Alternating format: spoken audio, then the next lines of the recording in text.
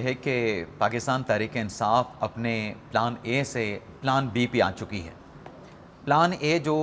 P T I کی جانب سے ترتیب دیا گیا اسے ترک کر کے اب تحریک انصاف نے نیا پلان بی کیا تیار کیا ہے۔ اس پلان بی کے جو تفصیلات ہیں وہ آپ کی خدمت میں پیش کریں گے،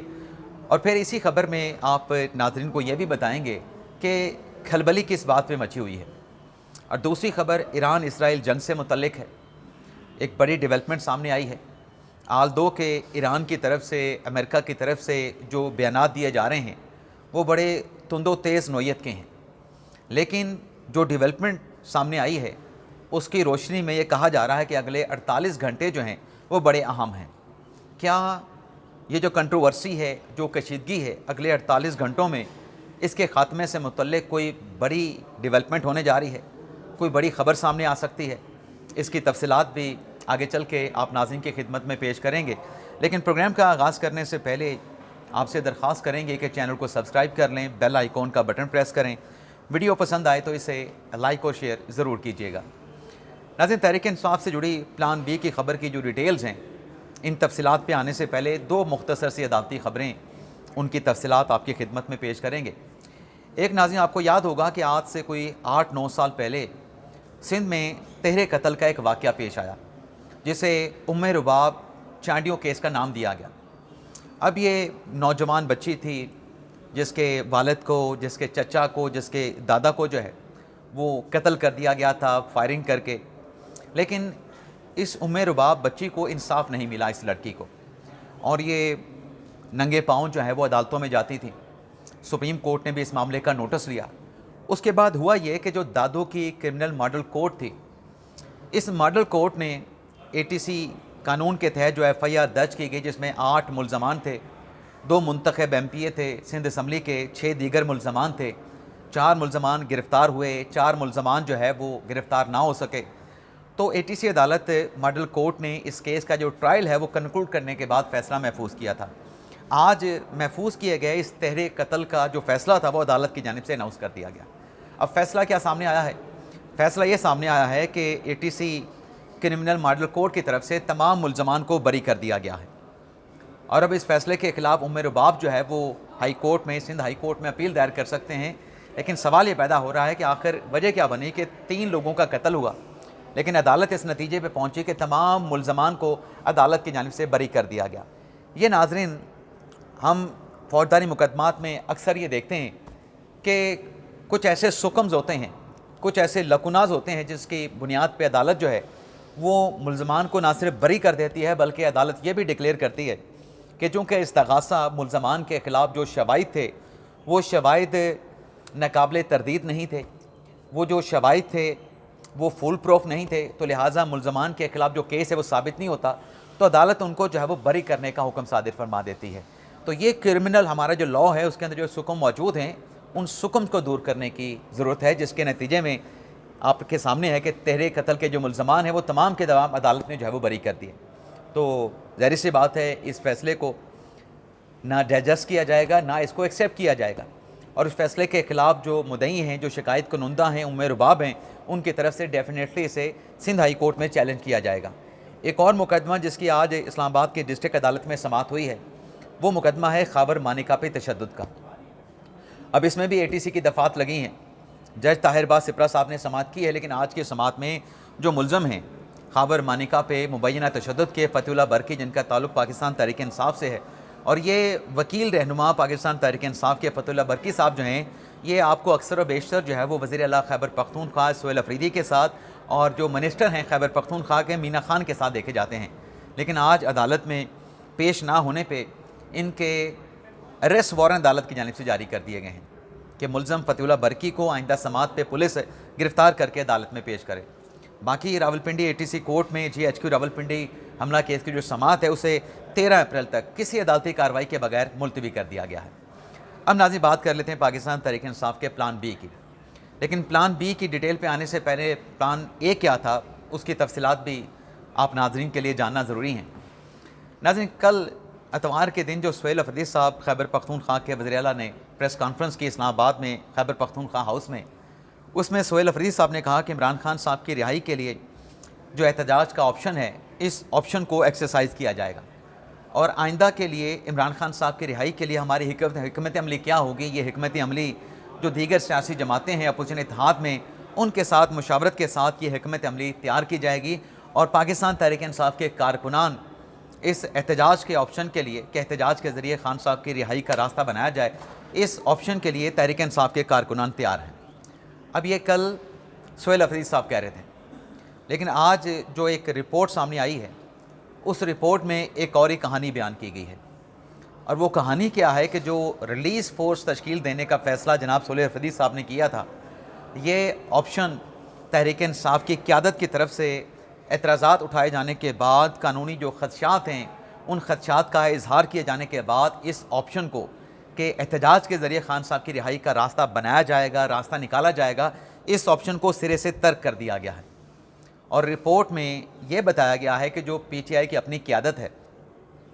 ان کی طرف سے اعتراضات اٹھائے گئے، ان کی طرف سے قانونی خدشات کا اظہار کیا گیا کہ یہ جو فورس آپ بنا رہے ہیں یہ آگے چل کے تحریک انصاف کے لیے بطور سیاسی جماعت مشکلات پیدا کر سکتی ہے۔ تو اس میں اب پلان بھی یہ ترتیب ہوا ہے کہ مزاحمت کی جو سیاست ہے، جو احتجاج کی سیاست ہے وہ کی تو جائے گی، لیکن اسے ایک تحریک، ایک واضح سیاسی تحریک کی شکل جو ہے وہ دی جائے گی، اور یہ جو واضح سیاسی تحریک ہوگی عمران خان صاحب کی رہائی کے لیے، جس کا مقصد جو ہے وہ دباؤ ڈالنا ہے، جس کا مقصد جو ہے وہ دباؤ ڈال کے خان صاحب کی رہائی کا راستہ بنانا ہے، اس میں کہیں تشدد کا ایلیمنٹ نہیں ہوگا، یا تشدد کے ایلیمنٹ کا شائبہ تک بھی نہیں ہوگا۔ لیکن یہاں پہ جو ایک اور چیز سامنے آ رہی ہے وہ یہ ہے کہ یہ فیصلہ کرنا کہ جو جامع سیاسی تحریک بنائی جائے گی خان صاحب کی رہائی کے لیے، دباؤ بڑھانے کے لیے، پریشر بڑھانے کے لیے، کیا اس کا فیصلہ کرنے کا جو اختیار ہے کہ یہ تحریک کب جو ہے وہ لانچ کی جائے گی، شروع کی جائے گی، کیا سہیل افریدی صاحب کے پاس ہے؟ تو رپورٹ یہ بتاتی ہے کہ یہ اختیار بھی خیبر پختونخوا کے وزیر اعلیٰ سہیل افریدی کے پاس نہیں ہے، بلکہ یہ اختیار جو ہے سیاسی مومنٹ لانچ کرنے کا یہ بھی اچکزئی صاحب کے پاس ہے، اور یہ جو پولیٹیکل موومنٹ ہوگی خان صاحب کی رہائی سے متعلق، یہ کس نوعیت کی ہوگی، اس کا فیصلہ بھی محمود خان اچکزئی صاحب کریں گے۔ تو یہ پلان بھی جو ہے وہ تحریک انصاف کی طرف سے ترتیب دیا گیا ہے، یہ اس کے اوپر غور ہو رہا ہے، یوں کہہ لیں، یا فیصلہ بھی ہو چکا ہے۔ تو یہ تحریک انصاف میں جو کھلبلی مچی ہوئی تھی اسلام آباد میں تحریک انصاف کی قیادت میں کہ اگر ہم ریلیز فورس میں جاتے ہیں تو یہ پی ٹی آئی کے لیے بطور سیاسی جماعت جو ہے بہت سارے قانونی مشکلات، بہت سارے قانونی مشگافیوں کا باعث بنے گی۔ تو بجائے اس کے کہ آپ ریلیز فورس بنائیں جس میں حلف لیا جائے، جس میں نوجوانوں کی رجسٹریشن کی جائے، رضاکاروں کی رجسٹریشن کی جائے، اس سے بہتر یہ ہے کہ جامع سیاسی موومنٹ جو ہے وہ خان صاحب کے لیے لانچ کی جائے، اور اس جامع سیاسی موومنٹ کے لیے جو ایک مومنٹم بنانا ہوتا ہے وہ مومنٹم بھی بنایا جائے۔ اب دیکھتے ہیں کہ یہ ایک نیا جو پلان بھی ہے یہ کس حد تک جو ہے وہ کامیاب ہوتا ہے، لیکن سب سے پہلے تو اس کی لانچ کا کوسچن اٹھے گا کہ یہ کب تحریک جو ہے وہ پی ٹی آئی کی جانب سے اچکزئی صاحب کی اپروول کے ساتھ اس کو لانچ کیا جاتا ہے۔ یہ ناظرین ہمارا پولیٹیکل سیگمنٹ ہو گیا۔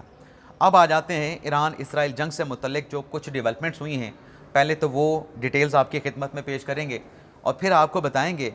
کہ کیا یہ کنٹروورسی جو کشیدگی ہے ایران اسرائیل امریکہ جنگ کی، کیا یہ تنازع اگلے 48 گھنٹوں میں اس کے خاتمے سے متعلق کوئی بڑی ڈیولپمنٹ سامنے آ سکتی ہے؟ تو اس میں ناظرین ایک ڈیٹیل تو یہ آئی ہے کہ جو کل اسلام آباد میں کیپٹل سٹی میں 4 ممالک کے وزراء خارجہ کی جو 4 ملکی کانفرنس ہوئی ہے، جس میں ترکی کے وزیر خارجہ آئے، جس میں مصر کے وزیر خارجہ شریک ہوئے، جس میں سعودی عربیہ کے وزیر خارجہ فیصل بن فرحان جو ہے وہ شریک ہوئے۔ اب یہ جو 4 ملکی کانفرنس ہوئی ہے،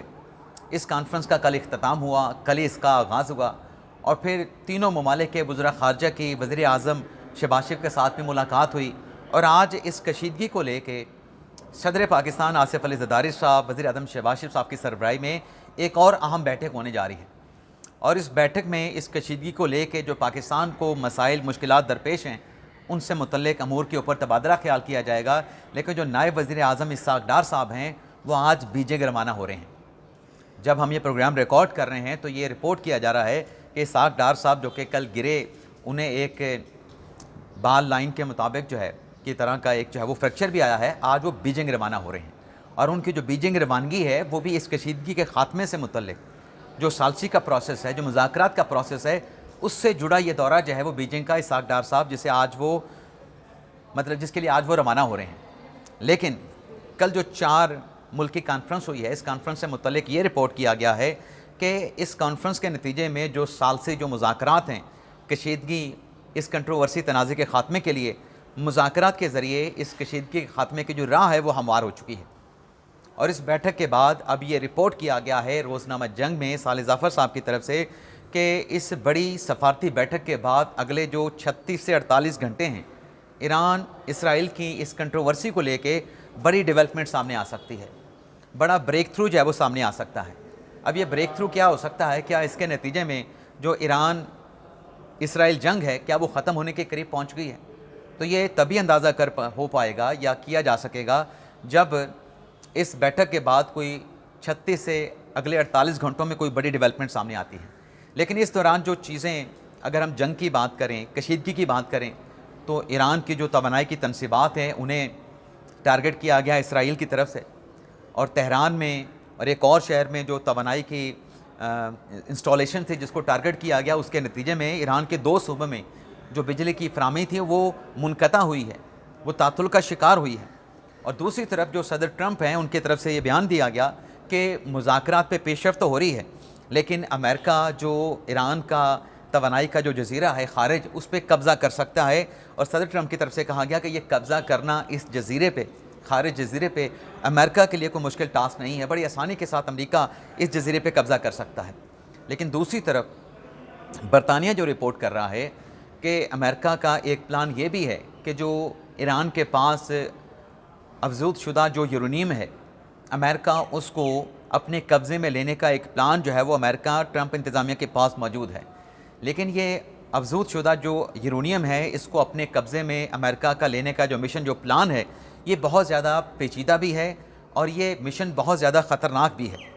اور ابھی تک برطانوی میڈیا کے مطابق جو رپورٹ کیا گیا ہے کہ اس مشن کی کہ امریکہ کی جو زمینی فورسز ہیں وہ ایران میں اتریں اور جو 1000 کلو گرام کی جو افزودہ یورینیم ہے اسے امریکہ اپنے قبضے میں لے لے، اور پھر وہاں سے جو امریکن جو زمینی فورس ہے اس کا انخلاء ہو جائے، جو فورس ہے زمینی امریکہ کی وہ ایران سے نکل جائے۔ تو یہ بڑا خطرناک مشن ہے، اور اس مشن کے لیے تاحال جو ہے صدر ٹرمپ کی طرف سے کوئی منظوری یا حتمی فیصلہ جو ہے وہ سامنے نہیں آیا ہے۔ البتہ اس کشیدگی کو لے کے جن خدشات کا اظہار عالمی مارکیٹ میں کیا جا رہا ہے کہ اگر جلد اس کنٹروورسی کا تنازع کا خاتمہ نہیں ہوتا تو جو پیٹرولیم مصنوعات کی قیمتیں ہیں وہ $200 فی بیرل تک جا سکتی ہیں، اور اگر ناظرین ایسا ہوتا ہے کہ پیٹرولیم مصنوعات کی قیمتیں $200 فی بیرل تک گئیں تو یہ نہ صرف خطے کے لیے بلکہ عالمی جو معیشت ہے اس کے لیے تباہی کی ایک بہت بڑی خبر ہوگی۔ $200 تک پیٹرولیم مصنوعات کا جانا پر بیرل تک یہ دنیا کی معیشت کے لیے تباہی کے مترادف ہوگا۔ تو یہ تھی ناظرین ہماری اب تک کی اپڈیٹس۔ آپ سے اجازت چاہتے ہیں، اور جو اجلاس آج پاکستان کی اعلیٰ عسکری قیادت کا، سیاسی قیادت کا، صدر آصف علی زرداری صاحب، وزیر اعظم شہباز شریف صاحب کی صدارت میں ہونے جا رہا ہے، جس میں بتایا گیا ہے، جو رپورٹ ہوا ہے کہ فیلڈ مارشل صاحب عسکری قیادت وہ بھی شریک ہوں گے، اور بھی جو اہم عسکری عہدیداران ہیں وہ بھی شریک ہوں گے، قومی سلامتی کے مشیر بھی شریک ہوں گے۔ تو اس اجلاس میں کنٹروورسی سے جو پاکستان پہ پڑنے والے جو منفی اثرات ہیں اس سے نپٹنا کیسے ہے، اس اجلاس میں کیا فیصلہ ہوتا ہے، کیا پاکستان جو ہے وہ سمارٹ لاک ڈاؤن کی طرف جاتا ہے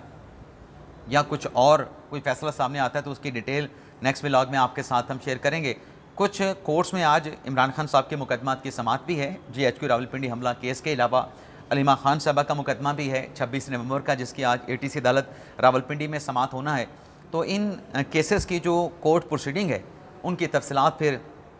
نیکسٹ ولاگ میں آپ ناظرین کے ساتھ ہم شیئر کریں گے۔ تو اب تک کے ناظرین اتنا ہی، آپ سے اجازت چاہتے ہیں۔ اللہ تعالیٰ ہم سب کا حامی ناصر ہو۔ اپنی ڈھیر ساری دعاؤں میں یاد رکھیے گا۔ پاکستان زندہ باد۔